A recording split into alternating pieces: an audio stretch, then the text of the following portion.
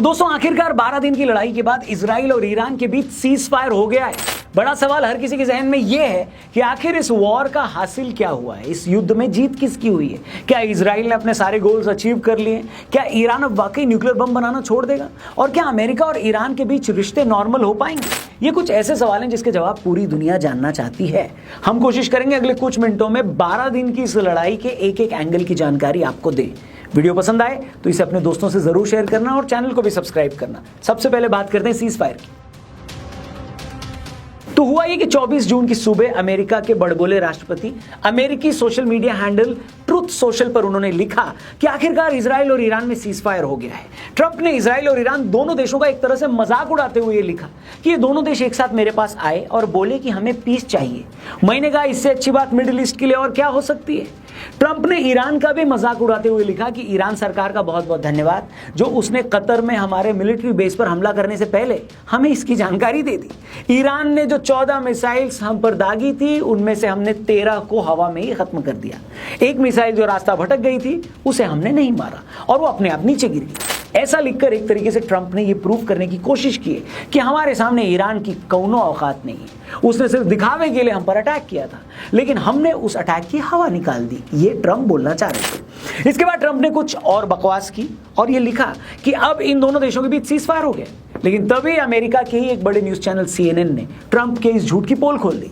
CNN ने एक diplomat के हवाले से बताया कि ईरान और अमेरिका में यह सीज फायर करवाने में कतर के शेख का बड़ा रोल रहा है। खबर यहां तक है कि जो ट्रंप ईरान और इजराइल में सीज फायर करवाने का दावा कर रहे हैं, खुद उस ट्रंप ने कतर में अमेरिकन बेस पर ईरानी हमलों के बाद कतर के शेख से रिक्वेस्ट की थी कि अमेरिका और ईरान में सीज फायर करवा दो। जिसके बाद कतर के प्राइम मिनिस्टर शेख मोहम्मद अल थानी ने ईरानी हुकूमत से बात की। ईरान ने जब इस पर अपनी रजामंदी दी तब जाकर ये सीज फायर पूरा हुआ है। मगर ट्रंप तो ट्रंप है, उन्होंने खुद ही सोशल मीडिया पर जाकर ढिंडोरा पीट दिया कि हमने सीज फायर करवाई है। लेकिन ट्रंप के सीज फायर के अनाउंसमेंट के कुछ देर बाद ईरान ने यह साफ कर दिया है कि हमने ऐसे किसी सीज फायर पर साइन नहीं किया है। इसके बाद इजराइल ने बताया कि ट्रंप की इस पोस्ट के बाद ईरान की तरफ से इजराइल पर 6 बैलिस्टिक मिसाइल्स दागी गई हैं। इनमें से कुछ मिसाइल्स इजराइल के रेसिडेंशियल कॉम्प्लेक्सेस में गिरी हैं। जिस टाइम हम ये वीडियो बना रहे हैं दोस्तों, तब तक उस अटैक में 5 इजरायली लोगों की मौत हो चुकी थी। पूरी बिल्डिंग ताश के पत्तों की तरह भरभरा कर नीचे गिर चुकी थी। मलबे से लोगों को निकाला जा रहा था। मगर इससे पहले इजराइल इस हमले का जवाब देता तब तक ट्रंप ने एक और पोस्ट करके लिख दिया कि अब सीज फायर लागू हो चुका है। मैंने दोनों देशों से मैं ये कह रहा हूं कि कोई भी इसका वायलेशन न करे। बस फिर क्या था। इसके बाद पहले नेतन्याहू के ऑफिस की तरफ से पोस्ट आई और फिर इजरायली आर्म फोर्सेस की तरफ से भी पोस्ट आ गई। दोनों ने जो स्टेटमेंट इशू किया है उसमें साफ लिखा है कि हमने इस ऑपरेशन में जो भी सेट टारगेट्स थे वो अचीव कर लिए हैं। हमने ईरान के न्यूक्लियर साइट्स को तबाह कर दिया है, ईरान के न्यूक्लियर साइंटिस्ट को मार दिया है, उनके मिलिट्री कैपेबिलिटीज को बर्बाद कर दिया है। बावजूद इसके हम पूरी तरह से अलर्ट मोड पे हैं। ये किसने बोला? ये इजराइल ने बोला। अगर ईरान की तरफ से कोई भी बदमाशी की गई तो इजराइल इसका करारा जवाब देगा। फिर ईरानी मिलिट्री की तरफ से भी स्टेटमेंट आया जिसमें उन्होंने कहा कि हमने यहूदी सरकार से लड़ने में जो ताकत दिखाई है उसने हमारे दुश्मन को इस सीज फायर के लिए मजबूर कर दिया है। ये इस्लाम की ताकत है। और उन्होंने आगे ये भी लिखा कि अगर इजराइल ने किसी भी तरह का एग्रेशन दिखाया तो उसको इसी तरह का करारा जवाब दिया जाएगा। सीज फायर की इस अनाउंसमेंट के बाद जब डोनाल्ड ट्रंप से ये पूछा गया कि ये सीज फायर कब तक रहेगा तो उनका जवाब था हमेशा के लिए। और अपने आप में बड़ा सवाल ये है दोस्तों कि क्या सच में अब ईरान और इजराइल में परमानेंट सीजफायर हो गया है? क्या ये दोनों देश आपस में कभी नहीं लड़ेंगे? इससे पहले कि इन तमाम सवालों के एक एक करके जवाब दें, आप हमारे TRP चैनल को भी जरूर सब्सक्राइब करना। डिस्क्रिप्शन और पिन कमेंट में द रौनक पॉडकास्ट चैनल का लिंक दिया है। हमारे लेटेस्ट पॉडकास्ट को जरूर देखना, सीखने लायक बहुत सारी बातें। फिलहाल वीडियो में आगे बढ़ते हैं। देखिए 11-12 जून को जब इजराइल ने 100 से ज्यादा एयरक्राफ्ट के साथ ईरान पर हमला किया था तो पूरी दुनिया हिल गई थी। पहले दिन के हमले में इजराइल ने ईरान के 6 न्यूक्लियर साइंटिस्ट, ईरान मिलिट्री की पूरी टॉप कमांड और ईरान के तीनों न्यूक्लियर साइट्स पर हमला कर दिया था। ऐसा लग रहा था कि पहले हमले में ही ईरान का गेम हो गया है। उसके अगले कुछ दिनों में इजराइल ने ईरान के एयरबेसेस पर पूरी तरह सुप्रीमेसी अचीव कर ली, उनके एयर डिफेंस सिस्टम्स को बर्बाद कर दिया। तेहरान में हर बड़ी सरकारी इमारत, हर मिलिट्री ठिकाने को इजराइल ने बर्बाद कर डाला। फिर रही सही कसर 22 जून की सुबह हुई जब अमेरिकन स्ट्राइक ने इस कसर को पूरी की, अटैक कर दिया। अमेरिकन B-2 बॉम्बर्स ने ईरान की 3 बड़ी न्यूक्लियर साइट्स पर क्लस्टर बॉम्ब्स गिराकर उसे बर्बाद कर डाला। लेकिन ये कोई छोटा मोटा लेकिन नहीं है। लेकिन इन सब के बावजूद सवाल ये है कि क्या इजराइल और अमेरिका ने ईरान को घुटनों के बल ला दिया? क्या इजरायली और अमेरिकन हमलों के बाद ईरान अपने न्यूक्लियर प्रोग्राम को कभी दोबारा शुरू नहीं कर पाएगा? तो दोस्तों इसका जवाब है नहीं।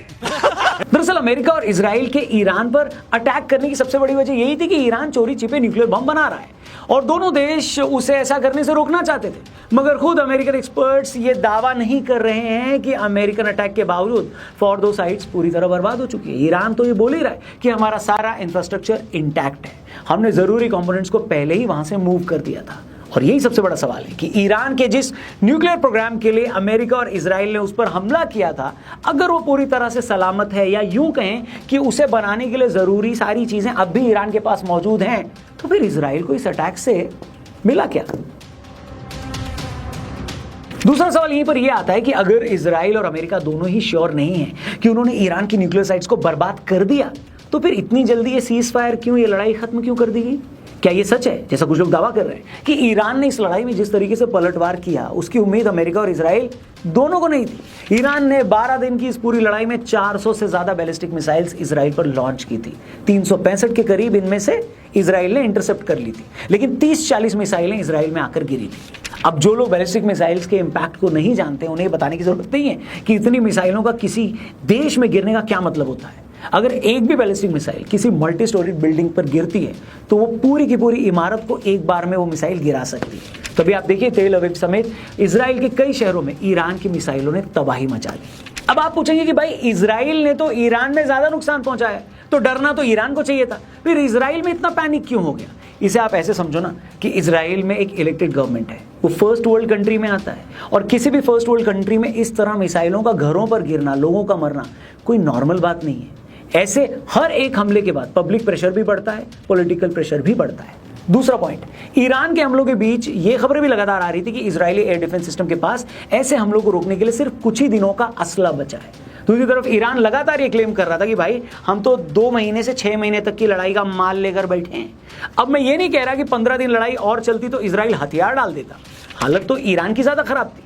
हर दिन उसके एयरबेसेस तबाह हो रहे थे, उसके फाइटर जेट्स को टारगेट किया जा रहा था, उनके 1/3 से ज्यादा मिसाइल लॉन्चर्स बर्बाद हो चुके थे। हालत तो ईरान की ज्यादा खराब थी। बस ये हम जरूर कह सकते हैं कि ईरान ने जिस तरह का अटैक इजराइल पर किया, उससे इजराइल और अमेरिका दोनों ओवरवेल्म्ड हो गए। उन्हें साफ समझ आ गया है कि ये लड़ाई कुछ दिन और चलेगी तो बहुत मुश्किल हो जाएगी। तीसरी बात, 12 दिन के बाद लड़ाई उस पॉइंट पर पहुंच गई थी जहां इजराइल और अमेरिका दोनों को यह डिसाइड करना था कि अब इस लड़ाई को और कहां लेकर जाना है। हम एक पल के लिए मान भी ले कि दोनों कंट्रीज श्योर हो गई थी कि हाँ भाई हमने ईरान की न्यूक्लियर साइट्स को तबाह कर दिया। इसके बाद उन्हें खुद से यह पूछना था कि अब इस लड़ाई से और क्या अचीव करना है। इसके बाद इजराइल और अमेरिका चाहते तो खुमैनी का तख्ता पलट कर सकते थे और लड़ाई को तब तक खींचते जब तक कि खुमैनी को या तो मार नहीं दिया जाता या गिरफ्तार वो नहीं हो जाते। पर यह काम इतना आसान नहीं था। रशिया पहले ही कह चुका है कि अगर इजराइल या अमेरिका ने ईरान में तख्ता पलट करने की कोशिश की तो इससे पूरी सिचुएशन और सीरियस हो जाएगी। ऐसा करने के लिए इजराइल और अमेरिका को इराक की तरह जमीन पर अपनी फौजें उतारनी पड़ती। अब ईरान कोई गाजा पट्टी जितना छोटा तो है नहीं, अगर जमीन पर फौजें उतरती तो अमेरिका और ईरान की फौज को बहुत नुकसान उठाना पड़ता। जब वियतनाम जैसे छोटे से देश में अमेरिका जमीन पर उतरकर वहां की फौज को और लोगों को नहीं हरा पाया, तो ईरान में तो यह काम बहुत ज्यादा मुश्किल था। इनफैक्ट एक्सपर्ट्स कहते हैं कि ये हो ही नहीं पाता। वैसे अमेरिका ने और इजराइल ने कई बार ये सिग्नल दिए थे कि जब तक खुमैनी को हटाया नहीं जाता तब तक ईरान के साथ रिश्ते नॉर्मल नहीं हो सकते। लेकिन जैसे कि मैंने बताया, खुमैनी कोई अकेला आदमी तो है नहीं, पूरी की पूरी ईरानी फोर्स उनके साथ खड़ी है। उनके तख्ता पलट से पहले बहुत ज्यादा खून खराबा करना पड़ता और इसके लिए इजराइल और अमेरिका दोनों तैयार नहीं थे। इजराइल को हर दिन ईरानी मिसाइलों को इंटरसेप्ट करके गिराने में $300 मिलियन खर्च करने पड़ रहे थे। ऊपर से अगर ईरान स्ट्रेट ऑफ हॉर्मुज़ को ब्लॉक कर देता तो पूरी दुनिया में तेल के दाम बढ़ जाते। ये बात व्यापारी ट्रंप को हरगिज कबूल नहीं होती। वॉर में कितना खर्चा होता है आप इसका अंदाजा इसी बात से लगाइए कि ईरान में न्यूक्लियर साइट्स पर बम गिराने के लिए यूएस ने जिन B-2 बॉम्बर्स को भेजा था, उन 7 बॉम्बर्स को यूएस से ईरान तक आकर जाने में 320 करोड़ रुपए से ऊपर का खर्चा आया। और ये हम सिर्फ एयर फ्यूल की बात कर रहे हैं, इसमें उन बमों की कॉस्ट तो जोड़ी नहीं गई है। इसलिए इन दोनों मुल्कों को लगा कि भाई अभी के लिए ईरान को इतना सबक देना ठीक है और खुमैनी को हटाने का प्लान अभी टाल देना चाहिए। इजराइल और अमेरिका तो क्लेम कर रहे हैं कि उनके जो टारगेट्स थे उन्होंने अचीव कर लिए हैं, पर सवाल यह है कि अब ईरान क्या करेगा? क्या सच में ईरान अमेरिकन प्रेशर में न्यूक्लियर बम नहीं बनाएगा? तो इसका भी जवाब है नहीं। बल्कि इस 12-13 दिन की लड़ाई में ईरान को अच्छे से समझ में आ गया कि भैया अगर हमें सर्वाइव करना है तो जल्द से जल्द न्यूक्लियर बम बनाना ही होगा। इसलिए ईरान न्यूक्लियर बम बनाने के अपने काम को और तेज कर देगा और कोई हैरानी नहीं होगी कि इस काम में रशिया और चीन पर्दे के पीछे खुलकर उसकी मदद करेंगे। अब तक होता यह था कि international atomic energy agency Iran के न्यूक्लियर प्रोग्राम पर नजर रखती और ये चेक करती थी कि कहीं ईरान न्यूक्लियर बम बनाने की प्लानिंग तो नहीं कर रहा। अब इस वॉर से होगा ये कि ईरान IAEA को अपने देश में घुसने नहीं देगा, अपने न्यूक्लियर प्रोग्राम को और गुपचुप तरीके से अंजाम देने की कोशिश करेगा। और चौथी और सबसे इंपॉर्टेंट बात, क्या ईरान इजराइल को लेकर अपनी सोच बदलेगा? क्योंकि इजराइल अब तक ये इल्जाम लगाता है कि ईरान हुती, हिजबुल्लाह और हमास के जरिए उस पर हमले करवाता है। ऐसे में सवाल यह है कि क्या ईरान अब ये करना बंद कर देगा? तो इसका भी जवाब है नहीं, बिल्कुल नहीं। हालांकि इजराइल ने हमास और हिजबुल्लाह को लगभग खत्म कर दिया है, लेकिन इस बात की पूरी उम्मीद है कि ईरान इन प्रॉक्सीज के जरिए इजराइल को लगातार लड़ाई में उलझाकर रखेगा। तो एंड में सवाल ये है दोस्तों कि अगर ईरान अपना न्यूक्लियर प्रोग्राम भी जारी रखेगा, वो इजराइल के खिलाफ प्रॉक्सी वॉर को भी हवा देता रहेगा, तो इन 12 दिनों की लड़ाई में इजराइल और अमेरिका को मिला क्या? इस पर हम इतना ही कह सकते हैं दोस्तों कि इजराइल उन देशों में से है जो अपने दुश्मन से 10 कदम आगे की सोच रखता है। कहने को तो दोनों देशों में सीज फायर हो गया है, लेकिन मैं ये नहीं मानता कि ये लड़ाई कभी खत्म होगी। ये सीज फायर भारत और पाकिस्तान के सीज फायर जैसी ही है। दोनों देश अब भी अलर्ट मोड पे हैं। इजराइल एक सेकंड के लिए भी ईरान से नजर नहीं हटाएगा। दूसरी तरफ ईरान भी जल्द से जल्द चोरी छिपे न्यूक्लियर बम बनाने की कोशिश करेगा। मतलब कोई भी साइड झुकने वाली नहीं है, इसलिए कोई हैरानी नहीं होगी कि अगर बहुत ही जल्द ये लड़ाई किसी और फॉर्म में हमें देखने को मिले। पर फिलहाल अभी के लिए एक इंटरवल तो हो गया है। बाकी आप बताइए, आपको क्या लगता है ईरान और इजराइल की इस लड़ाई में आखिर कौन किस पर भारी पड़ा, जीत किसकी हुई? जो भी हो आपकी राय कमेंट करके हमें जरूर बताएं। वीडियो सही लगी हो तो इसे अपने दोस्तों से भी जरूर शेयर करिएगा, हमारे चैनल को भी सब्सक्राइब करिएगा और हमारे लेटेस्ट पॉडकास्ट को देखने के लिए हमारे TRP चैनल यानी द रौनक पॉडकास्ट चैनल पर भी जरूर जाइएगा। लिंक डिस्क्रिप्शन और पिन कमेंट में दिया है। फिलहाल के लिए थैंक यू फॉर वॉचिंग। जय हिंद, वंदे मातरम।